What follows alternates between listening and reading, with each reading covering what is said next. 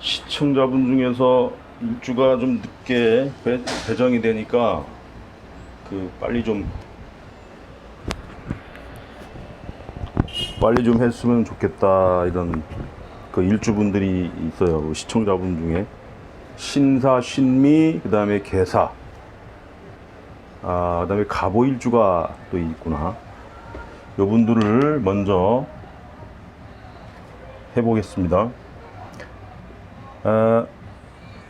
이 운세를 볼 때는 공통적으로 정제면 정제, 정관이면 정관 이렇게 봐도 되지만, 이 각 여자면 여자, 직장인이면 직장인, 사업하는 사람이면 사업하는 사람 다 해석을 다르게 해줘야 돼요.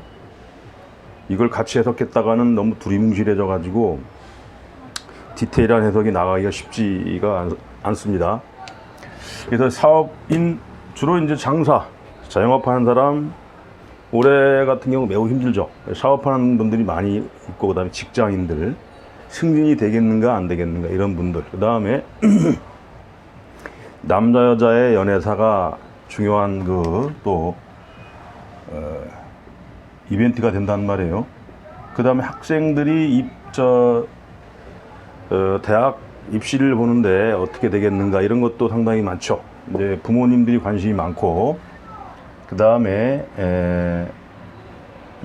일반 주부들이 또 많이 관심을 가지고 보러 다니죠. 주부, 그 다음에 노인분들은 건강, 요렇게 구분하면 거의 각 일주별로 오는 운세를 나름대로 디테일하게 쪼개나갈 수가 있죠. 갑진일주까지 했고, 갑오일주 다음에 신사, 신미, 개사, 이렇게 4개를 한꺼번에 처리해 나가기로 합니다. 갑오일주, 경자년의 갑오일주가 상당히 변수가 많죠. 이것이 신축년에 어떻게 될 것이냐, 이렇게. 어떤 운세라는 것은 갑자기 일어나는 것이 아니라 어떤 원인에 의해서 쭉 연관성을 갖게 돼요. 신축년에 일어나는 일이라는 것은 경자년에 좋든 안 좋든 어떤 원인이 돼가지고 그것이 쭉 결과로서 신축년에 만들어지고, 신축년의 어떤 원인이 이민년으로 흘러가고, 이런 연속성을 이해를 하면서 운세 파악을 해야 됩니다. 그러지 않으면은 이벤트성의 손재면 올해 손재가 있겠다, 이런 단순한 단식 판단밖에 나올 수가 없죠. 근데 그런 겁재라는 것이 왔는데 그 전에 어떻게 했길래 내가 그런 꼬임에 말리느냐, 그 전에 비견이 왔던가, 그래가지고 같이 협업을 한다고 했다가 동업을 한다고 했다가 망가지든가, 내가 아니면은 그 전에 무슨 편관이 와서 폼 잡다가 무슨 일을 과대한 비용을 들여서 추진했는데 그것이 겁재운이 와서 망가지든가, 이러한 복선을 깔고 경자년에 있었다는 거예요. 그것이 신축년에 어떠한 결과로 나오느냐, 이렇게 연속선상에서 해석을 할 줄 알아야 된다. 먼저 갑오일주 같은 경우가 신축년, 경자년이면 좌우충대죠. 이 재물 나가는 우에 이 갑오일주들은 요럴 때에 부도, 재물 나가고 부도가 되고, 사업하는 사람들은 부도까지도 우려를 해야 되고, 그 다음에 이제 직장인들은 부서의 이동 변동이 되면서 인성이 왔다는 것은 말년에 가면서 승진을 할 수 있는 그러한 운이 되는 것이고, 그 다음에 편관이 와서 갑경충을 했다는 것은 피곤한 일로 이리저리 내가 끌려다닌다. 그래서 관공서, 그 다음에 경찰서 출입, 이런 것도 충분히 있을 운이었다.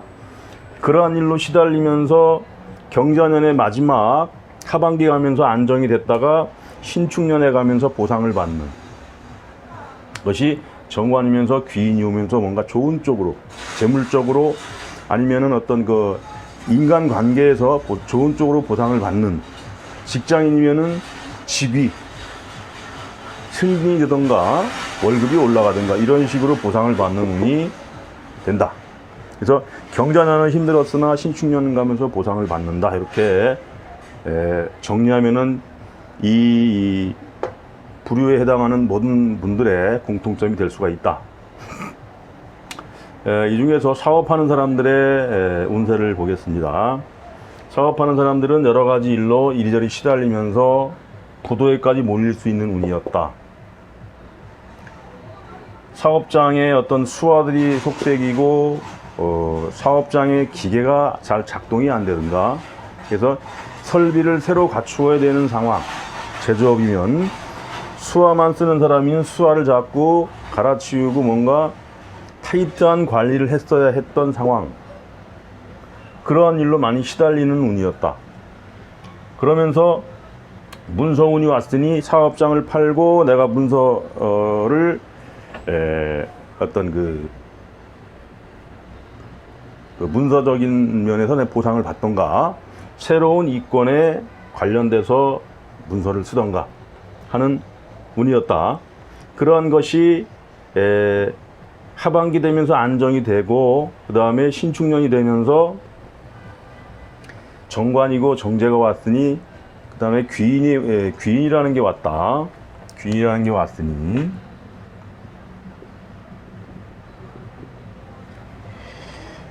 그동안에 시달렸던 일들에 대한 보상을 받는데, 큰 조직, 정관운이 오면 사업하는 사람들은 큰 조직에서 내가 너의 물건을 받아줄 테니까, 아니면 내가 너한테 하청을 줄 테니까 일 좀 해주지 않겠느냐, 이런 식으로 오게 됩니다. 그래서 정관이 오면 매우 좋아요. 그래서 정관이 천관으로 오던 지지로 오던 경제적인 보상이 커진다, 이렇게 봐야 됩니다. 재물운만 와서 되는 게 아니에요. 정관은 오면 매우 좋아져요. 그 다음에 정제가 왔으니 그동안에 내가 공들여서 일했던 결과물들도 같이 오겠다. 그 다음에 재물의 볼륨감은 매우 크다. 귀인이 왔으니, 그 다음에 문서를 잡을 일도 있다. 그리고 남녀공이 가정을 가지고 있는 그런 입장에서는 이때 많이 흔들렸죠. 흔들리면서 서류를 써가지고 정리하는 경우도 있어요. 이렇게까지. 이런 운에 추고 원진이 오면서 완전히 정리가 되고, 아니면은 이때에 굉장히 좀 안 좋았던 상황이 점차 안정이 되거나, 이런 것도 가정을 가지고 있는 남녀는 있을 수가 있다. 남녀 공통이고, 가정을 가지고 있는 남녀 공통이고, 사업하는 사람들은 매우 긍정적이다. 이렇게 보면 되겠습니다. 이 원진이라는 것은 그러한 가운데에 조직하고의 어떤 그 관계가 뭔가 완전히 좋은 조건, 내가 받아들이기 확 좋은 조건은 아니나, 어쨌든 그 껄끄러운 관계는 그런 마인드는 남아 있다. 이렇게 원진에 대한 해석을 해주면 되겠습니다. 직장인들은 경자년에 부서 이동하고 일적으로 매우 스트레스를 받아서 시쳇말로 빡세게 일을 했는데, 그에 대한 보상을 하반기 가면서 정인이 와가지고 내 나름대로의 결재권을 행사할 수 있는 권리를 부여받고, 신축년에 가면서 완전히 나의 자리가 회사에서의 나의 입지가 확실히 좋아지는 그런 요인이 된다. 그러니까 승진 운이죠. 그 다음에 정제가 왔다는 것도 결국엔 승진 같은 운이다. 월급이 오른다는 것이니까. 그런 가운데 나를 밀어주는, 정관이라는 것은 나의 윗사람, 그렇게도 볼 수 있죠. 윗사람이 나를 밀어주면서 끌어당긴다. 좋은 부서로. 그러면서 만약에 그만두는, 이럴 때 부서 이동되면서 새롭게 옮길 수도 있죠. 그 다음에 그러한 것이 스카우트제에 의한 승진사가 벌어지면서 자리 이동도, 일하는 회사의 이동도 가능한 그런 운이다. 직장인들은 그렇게 보면 되겠어요. 그래서 직장인 사업인 공이 괜찮다. 남자 여자 공이 정관 정제가 되므로 남자는 정제를 보고 귀인이 왔더니 사유축에 해당하는 사람들, 뱀띠, 닭띠, 소띠에 해당하는 사람들의 인연이 올 수 있겠다. 그런 사람이 귀인의 모양을 하고 오는데 나한테 명예를 주고 재물적으로 안정을 주는 그런 이성적인 관계가 형성이 된다. 남자라 그래도 정제가 오니까 좋죠. 그런 관계가 이제 그 원진을 하고 있다는 것은 확실히 믿음은 가지는 않으나 남들이 보니까 그래도 괜찮다고 인정을 해주는 그런 정도의 인연은 되겠다. 그 다음에 여기 보면은 지장간에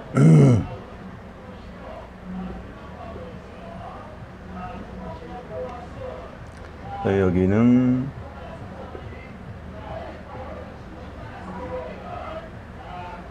이렇게 되는데 이게 식상과 관가의 합이 되는 거죠. 여자 같으면 남모르는 애정사가 돼요, 이게.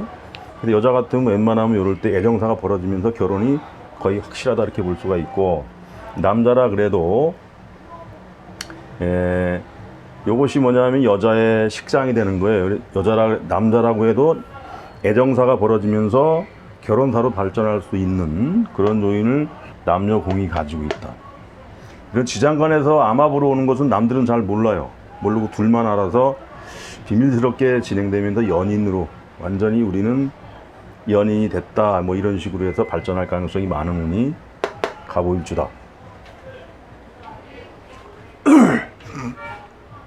그 다음에 학생들은 경자년에 스트레스 많이 받으면서 공부가 잘 안 돼요. 이럴 때 갑경충이 온다는 것은 공부하는 과정에서 이상하게 짜증이 나고 스트레스 받고 하면서 집중이 안 되고, 그러한 것이 정인이 오면서 일단 나의 어떤 활동운이라고 하는 상관을 억제시키죠. 억제시킨다는 것은 공부하는데 도움이 되는 그런 작용이 된다. 그러한 것이 올해의 운인데 하반기가 하면서 좋아지다가 신축년이 되니 내가 기필코 좋은 대학을 가야 되겠다라고 하는 마인드가 생기게 돼요. 그 다음에 정제면서 자수의 여기가 70%의 축토에 머무르게 되는데 그 요인으로 인해서 차분하게 공부가 되는 운이다. 그래서 올해 고3 같은 경우는 상반기에 안 되고 작년 같은 때는 정제면서 편인이라 안 되고, 그래가지고 올해까지 공부를 해오는 과정에서 잘 안 돼요. 그래가지고 하반기가 하면서 되긴 하는데 좋은 성적이 나오기 쉽지 않아. 그래서 다행히 내년에 좋은 운이라 늦게 정시에 지원하는 학생은 가능성이 있는데, 이것이 만약에 어떤 운기적으로 맞지 않아서 안 됐다면 고3 학생들은 한 번 더 재수를 하면은 좋은 학교에 갈 수 있는 운으로 간다. 그리고 내년에 고3이 되는 학생들은 올해 하반기부터 공부가 잘 되고 내년까지 잘 되면서 좋은 학교에 입학할 가능성이 매우 높다. 사주에 편관이 있으면은 올해 편관에 해당하는 뭐 사립학교 아니면은 뭐 법과 공학 이런 데로 들어가겠지만은 신금이나 유금이 있는 학생이라면은 이럴 때에 사대문 안에 있는 대학을 들어가기가 쉽다. 경금을 쓰는 학생이라고 하더라도 신축년에는 그렇게 좋은 학교에 들어갈 수 있는 인서울을 할 수 있는 그러한 가능성이 많은 운이 신축년이다. 그래서 갑일간들은 웬만하면은 신축년 내년에 좋은 학교 들어갈 가능성이 많다 이렇게 보면 되겠습니다. 물론 사주 원국이 구성이 어떻게 되어 있는가를 봐야 되겠죠. 그렇더라도 다른 일주에 비해서 상당히 가능성이 많다 이렇게 보면 되겠습니다. 주부 같으면 어떻게 돼요? 나의 성기와 나의 식상과 남자와 합이 됐으니 남모르는 남자와의 애정사가 벌어지는데 남들은 몰라요. 이것이 귀인표기 때문에 3년 이상을 끌고 갈 수도 있어요. 그래서 이 남자가 사회적인 위치도 있고 사귀어야 되는데 내 남편도 예를 들어서 신금이 있거나 그러면 사회적인 위치가 있죠. 그래서 헤어져야 되는지 말아야 되는지 갈등이 올 수가 있다. 그러지 않고 가보일주 자체가 여자라면은 상관이라는 것이 아기를 낳고 자식을 낳고 나면 남편하고는 소원해지고 좀 멀어지는 경향이 많습니다. 이럴 때 애정사의 발생으로 인해서 그 남자와의 관계가 오래 갈 수 있는 그런 운이 된다. 근데 그러한 것이 사회적인 위치가 있고 정관을 하고 왔으니 사회적으로 지명도가 있는 사람이에요. 거기다 귀인을 달고 왔는데 암합이 됐으니 그 관계는 짧지는 않겠다. 비교적 오래 인연이 될 수 있다. 이렇게 볼 수 있습니다. 내년 같은데 결혼하면 좋아요.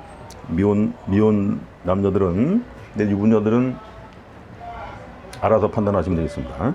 그다음에 노인들이라면 기본적으로 명예가 오고 정관이 오고 정제가 왔으니 재물적으로 좋아지고 좋은 문서를 받아서 향후에 큰 재물이 될 수 있는 그런 소스를 가지고 온다.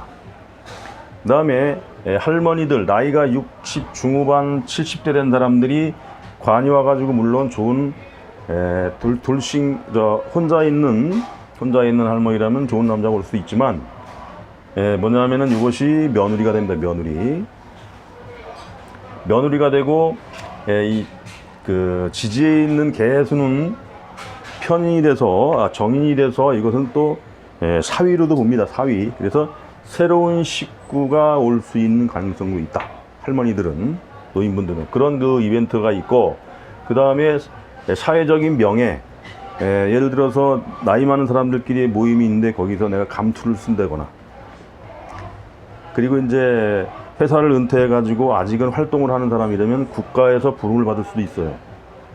무슨 지부에 단체를 만들었는데 당신이 한번 맡아서 해보시오. 이런 거 충분히 가능하다.